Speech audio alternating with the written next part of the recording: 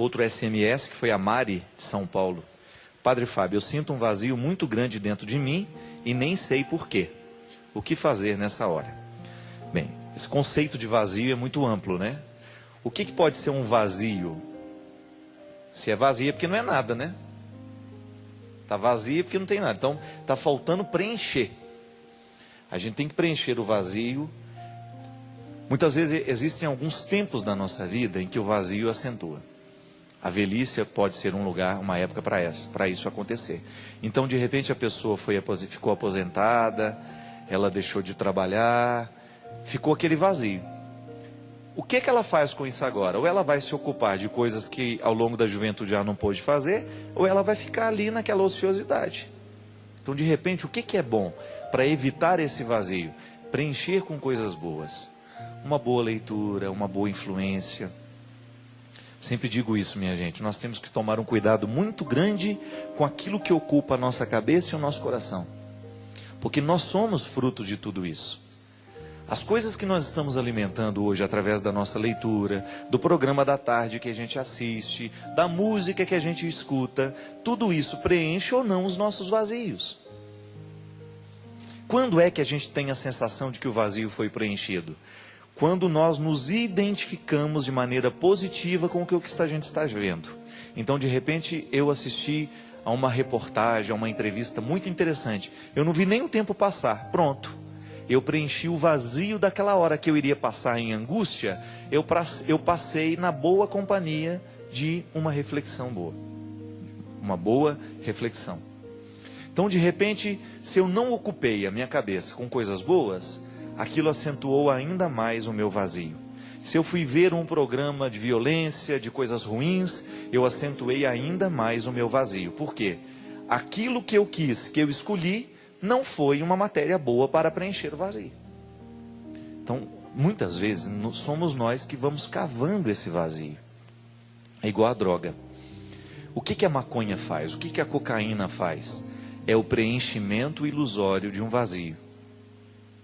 O viciado, ele não quer outra coisa senão preencher o vazio que ele sente dentro dele.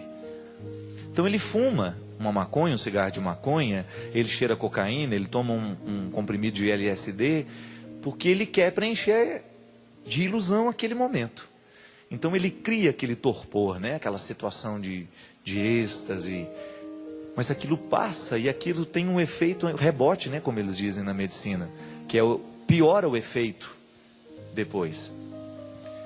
Ameniza por um tempo, mas depois volta pior ainda. Por isso que o vício, ele é um círculo de alta destruição, porque quanto mais a pessoa usa, mais ela quer usar. Porque quanto mais ela vai se tornando dependente da cocaína, maior é o vazio que vai ficando dentro dela. É como se você fosse fazendo um buraco que você nunca acha o fundo, então você nunca termina de cavar. As nossas escolhas na vida, elas preenchem ou não a nossa experiência humana. E esse é o grande desafio, minha gente. O que hoje eu estou trazendo para preencher os vazios da minha vida? É uma matéria boa? É sólido isso que eu estou escolhendo? Isso é sustentável? Durante quanto tempo isso vai me sustentar ao longo da vida? Precisamos saber. É uma pergunta honesta que nós precisamos fazer. Como outro dia, encontrei um casal que estava sofrendo muito no namoro. E eu perguntei, olha, o que vocês estão escolhendo para que esse namoro seja tão insuportável? O namoro fica insuportável a partir das permissões e das escolhas que o casal faz, não é verdade? Ou nós vamos acreditar em azar? Não, eu não acredito em azar. Eu acredito em construção, em escolha, naquilo que a gente permite vir, naquilo que a gente joga fora, naquilo que a gente traz. Então as nossas relações, elas vão nos preencher à medida que a gente faz escolhas certas. E outra coisa também, gente, que falta muito em nós, é a dimensão da vida espiritual. Se nós não rezarmos, se nós não tivermos uma vida espiritual, e olha, vamos abranger esse termo. Vida espiritual não é só essa coisa que nós achamos que é entrar dentro da igreja, participar e ir embora. Não. Vida espiritual é um conjunto de escolhas que nós vamos fazendo a partir da religião que nós professamos.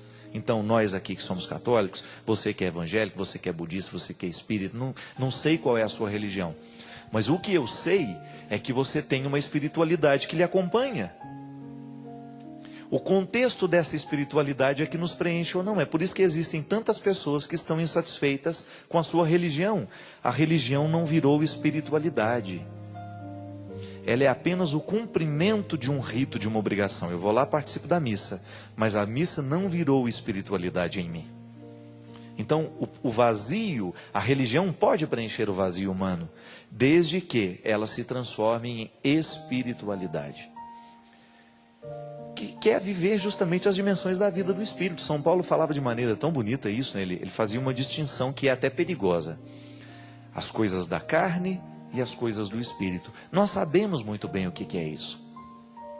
Mas sabemos na teoria. Mas muitas vezes na prática nós não sabemos viver porque a gente se perde. As coisas do Espírito são aquelas que nos enobrecem, que nos jogam para cima. São as palavras boas que nós lemos através das leituras que nós fazemos, através de uma palavra de Deus, do Evangelho, através de um salmo, através de um canto de liturgia, através de uma música de mensagem. Nós elevamos o nosso espírito toda vez que uma palavra bendita toma conta de nós. Essas são as coisas do Espírito. E a religião trabalha o tempo todo propondo coisas do Espírito. As coisas do Espírito, elas moldam o nosso caráter. Por isso que nós precisamos associar diretamente o princípio religioso que me rege e as minhas escolhas. Qual é o meu caráter? A minha capacidade de ser eu mesmo, de ser verdadeiro, de ter uma postura séria. É o que a igreja nos propõe, né? A igreja nos propõe mandamentos, a igreja nos propõe regras, mas não é para nos aprisionar. É para nos dar suportes para que nós possamos ter uma vida espiritual. Porque se não tivessem regras, nós não saberíamos nos amparar. Nós cairíamos. Todo o aparato eclesiástico, de liturgia, de ritos, está a serviço da vida espiritual. É bonito a gente, por exemplo, pegar um livro de Teresa d'Ávila. Como é que geralmente eles dão os títulos, né? Escritos Espirituais de Teresa d'Ávila. Ela está falando justamente ali. Naquele livro, ela escreve sobre as lutas que ela tem de sair deste mundo da carne para alcançar as coisas do Espírito. E Teresa d'Ávila é uma especialista em mostrar isso com muita poesia, com muita realidade. Se você não teve a oportunidade, leia os escritos de Teresa d'Ávila. Você vai ficar fascinado, porque essa mulher ela é muito humana. E ela não pratica uma religião etérea, dessas que não se mistura na realidade, não. Diz que tem uma cena, eu não sei se isso é verdade, né? Eu não sei onde que está escrito também, né? Aí diz que ela estava, sei lá, eu acho que ela estava no banheiro, né? Fazendo as necessidades dela. E nisso, dizem que o diabo, né? Soprou um espírito, uma palavra maligna na cabeça dela. Teresa, uma mulher tão pura como você, fazendo uma coisa suja dessa, né? Aí disse que ela virou assim: pois é, meu querido, e tudo isso que eu estou fazendo eu ofereço a você. Se é verdade ou não, está lá na história dela, né? Não é interessantíssimo isso? A pessoa conseguir rezar na hora que vai fazer as necessidades. Isso é rezar a vida, né? O Padre Léo era um especialista nisso, né? Em rezar a vida. E o Léo falava muito dessa religião que preenche o vazio do coração. Preencher o vazio do coração através de uma religião tem que ser uma religião como essa, de Teresa d'Ávila, de Padre Léo, de Monsenhor Jonas Abib, que faz da realidade concreta o lugar da oração. É igual aquela mulher que chega, né? Antes de sair de casa, ela bate no marido, no papagaio, nos meninos, no balaio de manga, e fala: eu preciso ir para a missa, e bate em todo mundo. Pelo amor de Deus, a missa tem que começar antes, né? É não bater em ninguém para ir. Que às vezes a pessoa, para ela ter uma prática religiosa, ela fica agressiva. Ou quando ela volta da missa, ela volta batendo em todo mundo, porque ninguém foi na missa com ela. Bando de safados, vocês estão todos no inferno. Aí a missa não virou espiritualidade, né? Ela tem que chegar feliz. Não, gente, a missa foi tão boa, eu estou tão em paz, né? Não, agora já volta com aquela cara brava para a gente perceber que ela não gostou da gente não ter ido. Não virou espiritualidade, não preencheu o vazio. Quando nós fazemos dessa nossa experiência, é uma experiência saudável de religião, é isso, né? Aquilo que eu pratico do ponto de vista ritual, a minha oração do texto, a minha oração, a minha devoção, enfim, qual seja a sua prática religiosa e qual o que faz parte do rito que você celebra, você tem que extrair deste rito a sugestão que este rito faz para uma vida prática. É aquilo que na palavra de São Tiago, na carta de Tiago está dizendo: não só as obras, não só a fé. É a reconciliação desses dois aspectos. O que eu acredito me leva a agir. O contexto da minha religião me leva a ter um comportamento. Sou solidário, de repente, ser simpático com as pessoas que a gente encontra, ser amável com quem a gente encontra, né? Ser acessível ao outro. Isso é tão bonito, né? Quando você tem a oportunidade de estabelecer vínculos e que a pessoa, é aquilo que a gente falava no primeiro bloco, a pessoa não tem receio de chegar perto porque ela sabe que você é uma pessoa religiosa. A sua religião quebra o muro da cidade. Já não importa se estamos fora ou se estamos dentro. Nós nos transformamos em pessoas abertas.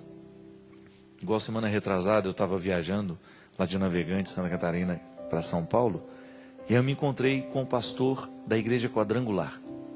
E lá no aeroporto estava ele, a família, eles são de Brusque, e a família havia levado o pastor para pegar o avião, a esposa dele e os filhos. E eu vi que a mulher ficou chorando assim de longe, me olhando, né? Pensei, né? E eu vi que ela estava emocionada. E aí eu olhei para ela e percebi que ela estava emocionada por alguma razão de ter me encontrado ali. Aí a gente se aproximou e o pastor disse assim: padre, não repara não, minha esposa está muito emocionada porque ela gosta muito do senhor. Eu não gostava não. Comecei a assistir o programa por causa dela. Aliás, ele até falou, me pediu perdão, que ele tinha implicância de mim.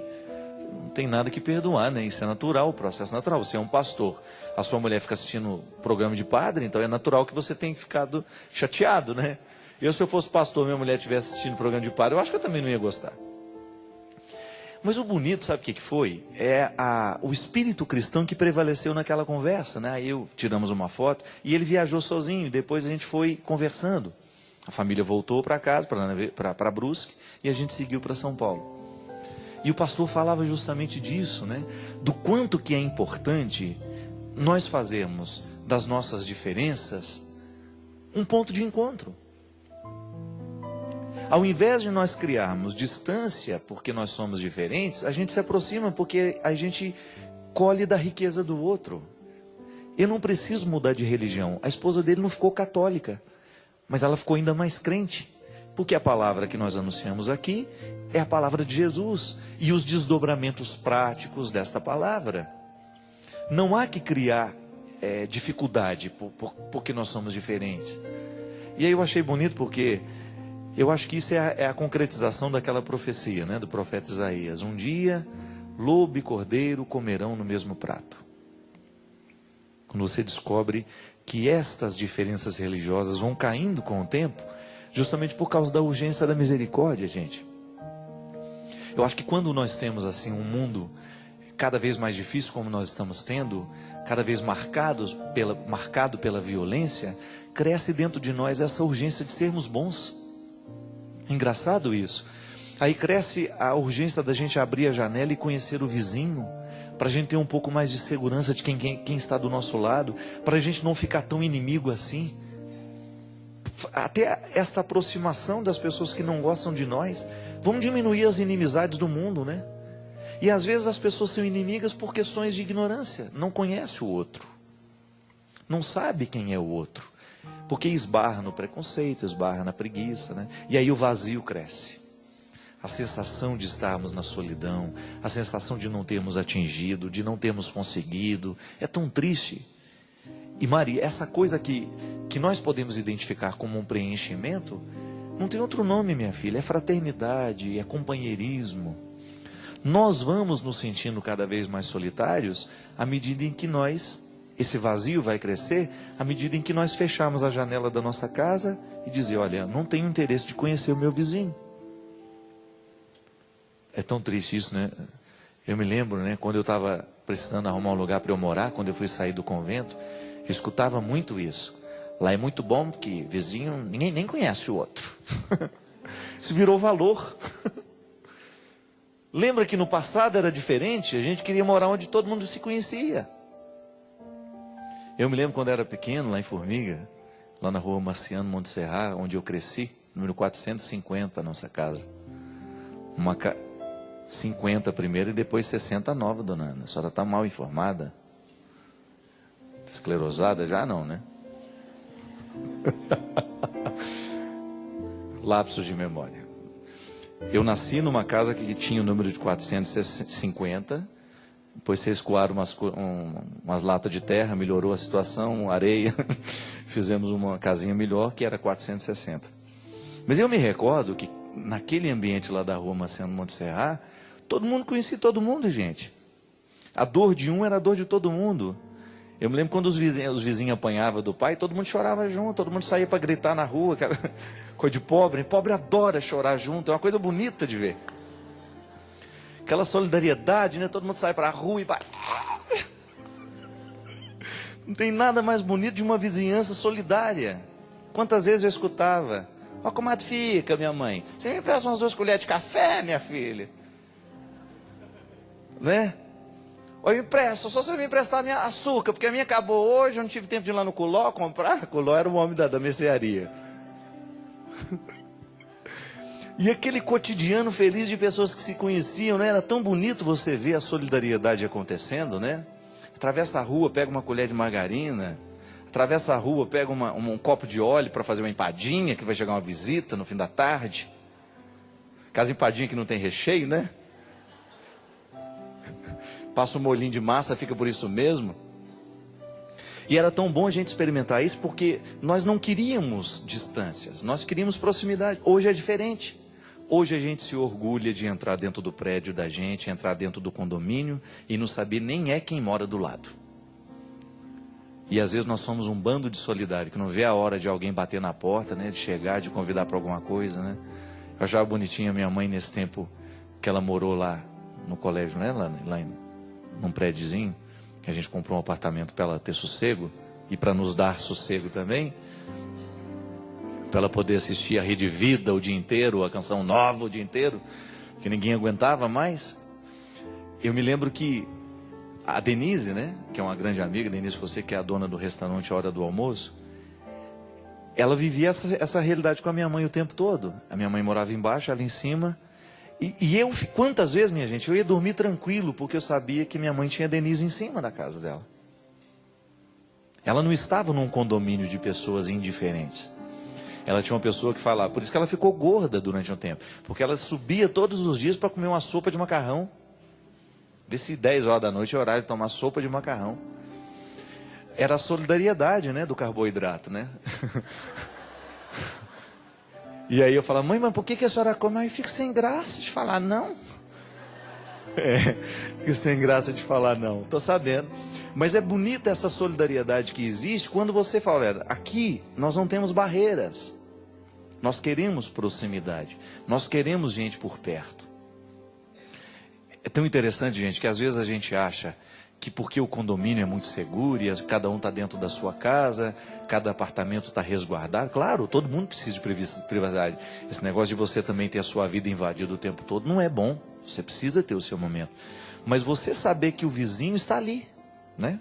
Não significa que você vai ficar incomodando, importunando. Não, mas é aquela coragem de você bater na porta do lado. Eu acho que deve ser muito triste a gente morar num prédio que a gente não tem coragem de bater na porta do vizinho. Não deve ser triste isso? Se você não sabe como você vai ser recebido. Então, antes de ser uma religião do templo, da igreja, da novena, do pastor, do púlpito, tem que ter a religião do prédio, da fraternidade que nos une. Lá no nosso prédio mesmo, né? Tem muçulmano, tem cristão, tem espanhol, tem brasileiro, tem de tudo. Uma torre de Babel. Mas todo mundo fala a mesma língua. A língua da fragilidade e do amor. Há dias em que nós estamos frágeis e o outro pode nos amar na nossa fragilidade, pode nos socorrer. Há dias em que nós precisamos dessa religião, é a mais urgente. É a que nos socorre no momento que a gente não tem o café para coar, que não tem açúcar para adoçar. Outro dia eu precisei pedir um rodo emprestado. Com a cara cheia de vergonha. Olha, eu não tenho rodo aqui. Você me empresta aqui? Logo quando eu mudei. Você tem essa coragem de acreditar. E isso tudo é princípio religioso. É bonito identificar isso, minha gente.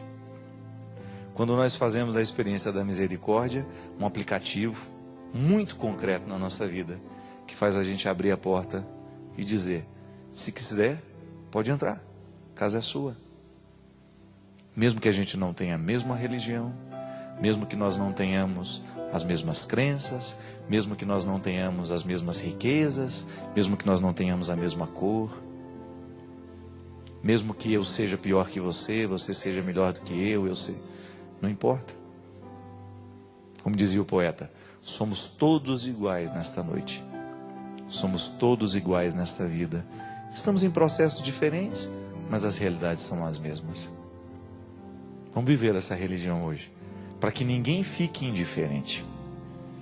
E para que isso possa ser uma realidade concreta sobre todos nós, nós pedimos que Deus nos abençoe. Ele que é Pai, Filho e Espírito Santo.